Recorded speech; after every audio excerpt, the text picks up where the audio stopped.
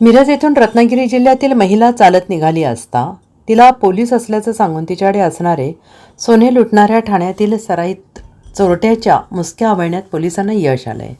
या चोरट्याकडून सोन्याच्या दागिन्यांसह 5,25,000चा मुद्देमाल जप्त करण्यात आला आहे। स्थानिक गुन्हे अन्वेषणच्या पथकाने माधवनगर परिसरात सदरची कारवाई केली आहे।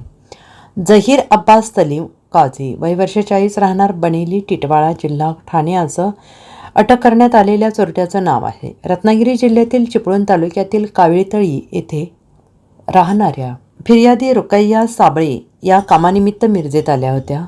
दिनांक 23 जुलै रोजी सकाळी 10:30 वाजण्याच्या सुमारास छत्रपती शिवाजी महाराज रोडवरून त्या चालत निघाल्या होत्या। यावेळी 2 अज्ञात व्यक्ती दुचाकीवरून आले।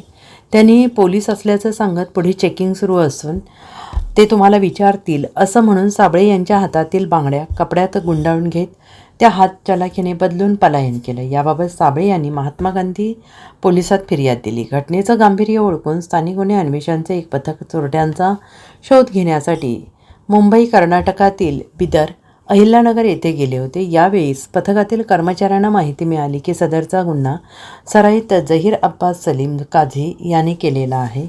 तो सध्या माधवनगर परिसरात आहे।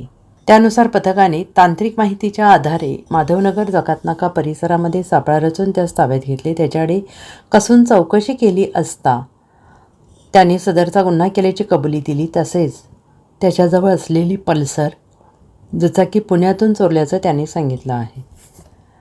Bureau report SBN Marathi Sangli.